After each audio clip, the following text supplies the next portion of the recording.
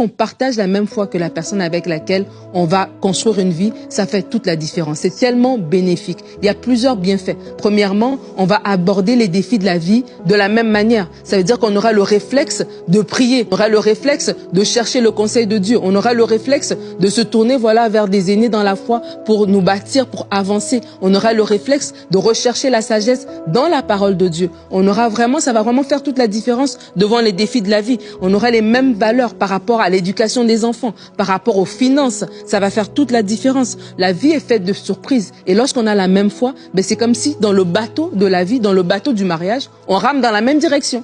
Parce que lorsqu'on a deux versions différentes, une foi qui diverge, des croyances qui divergent, ça veut dire qu'on va même ramer dans l'autre sens. Toi, tu veux prier pour plus de sagesse, l'autre te dit, on va se séparer. Toi, tu veux prier pour plus de ceci, l'autre te dit autre chose. Et vraiment, ça fait toute la différence. Lorsqu'on a la même foi, ça veut dire qu'on a le Saint-Esprit. En ayant le Saint-Esprit, ça veut dire que chacun d'entre nous, on a la crainte de Dieu.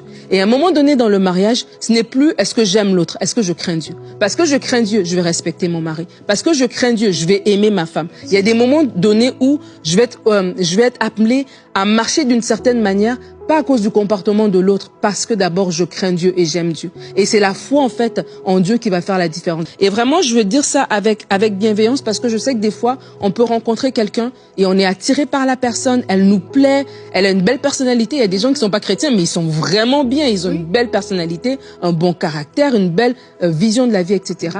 Mais c'est quand même important que la foi soit là, parce que la vie elle est longue. Et quand on n'a pas la foi en Dieu, on a l'intelligence obscurcie. Ça veut dire qu'à un moment donné, il y aura des défis devant lesquels on va se trouver et on n'aura pas ce renouvellement de l'intelligence que le Saint-Esprit nous donne, que la parole de Dieu nous donne pour pouvoir affronter ces choses-là. Alors si vous avez rencontré quelqu'un, j'ai entendu plein de témoignages par rapport à ça. La personne, elle est bien, elle n'est pas née de nouveau. C'est l'occasion de lui présenter le Seigneur et de la laisser faire son parcours.